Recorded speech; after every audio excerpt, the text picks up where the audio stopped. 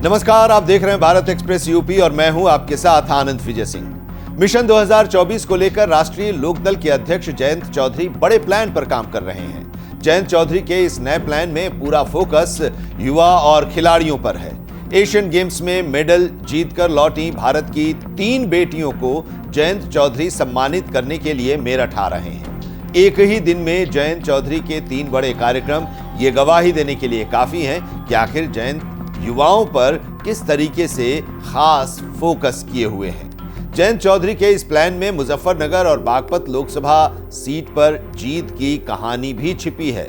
जयंत चौधरी का ये प्लान उन दोनों सीटों पर उनके अधूरे सपने को पूरा करा सकता है और बीजेपी की मुश्किल बढ़ा सकता है।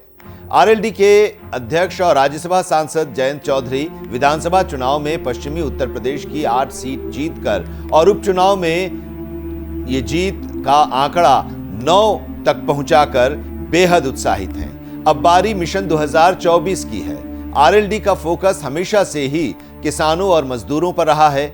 इस बार बदले माहौल में जयंत चौधरी युवाओं और खिलाड़ियों को भी आरएलडी से जोड़कर पश्चिमी उत्तर प्रदेश में बड़े प्लान पर काम कर रहे हैं। जयंत चौधरी इस मकसद में कामयाब अगर हो जाते हैं तो युवाओं का आरएलडी से जुड़ना और उसके लिए कई सीटों पर बड़ा बदलाव भी कर सकता है। ये बात किसी से छिपी नहीं है कि पश्चिमी उत्तर प्रदेश की तमाम लोकसभा सीटों पर युवा मतदाता बड़ी तादाद में है। 2014 और 2019 के चुनाव में युवाओं का बीजेपी की तरफ चले जाना आरएलडी की उपजाऊ जमीन को बंजर कर गया था।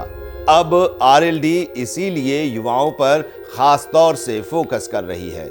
अगर जयंत अपने मकसद में कामयाब हुए तो पश्चिमी उत्तर प्रदेश में बीजेपी के लिए मुश्किल खड़ी हो सकती है।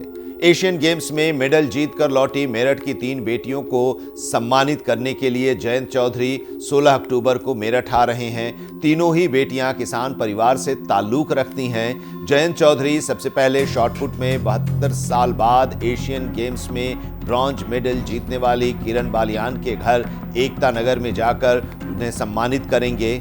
5000 मीटर रेस में गोल्ड मेडल और 3000 मीटर स्टीपल चेंज में सिल्वर मेडल जीतने वाली पारुल चौधरी को इकलौता गांव में सम्मानित करेंगे और यहां जनसभा भी करेंगे।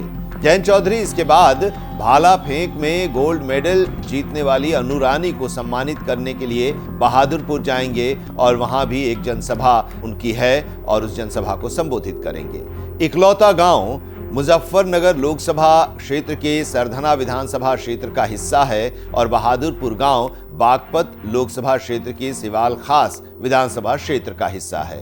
बागपत और मुजफ्फरनगर दोनों ही लोकसभा क्षेत्र आरएलडी के लिए बेहद अहम है। मिशन 2024 में आरएलडी इन दोनों सीटों पर जीत की कहानी लिखना चाहती है और इसीलिए जयंत चौधरी इन दोनों लोकसभा क्षेत्र की हर विधानसभा क्षेत्र को टारगेट करके आगे बढ़ रहे हैं। दोनों ही लोकसभा क्षेत्र में फिलहाल बीजेपी के सांसद हैं। बागपत से डॉक्टर सत्यपाल सिंह हैं और मुजफ्फरनगर से केंद्रीय राज्य मंत्री डॉक्टर संजीव बालियान सांसद हैं।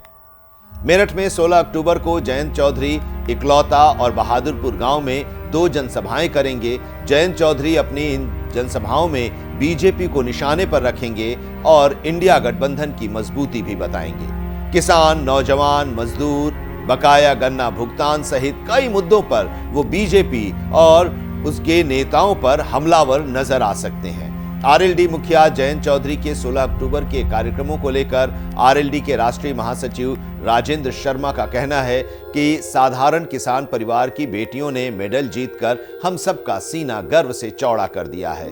हम सबको उनका दिल से सम्मान करना चाहिए। वहीं प्रदेश उपाध्यक्ष नरेंद्र खजूरी का कहना है कि सम्मान होने से खिलाड़ियों का उत्साह बढ़ेगा और बाकी खिलाड़ियों में भी बड़ा संदेश जाएगा। जनता बदलाव चाहती है और हमारे नेता जयंत चौधरी से जनता को काफी उम्मीदें हैं, क्योंकि हम समाज को जोड़ने की बात करते हैं, तोड़ने की नहीं। तो फिलहाल इस वीडियो में इतना ही। उत्तर प्रदेश की तमाम खबरों के लिए आप देखते रहिए भारत एक्सप्रेस यूपी।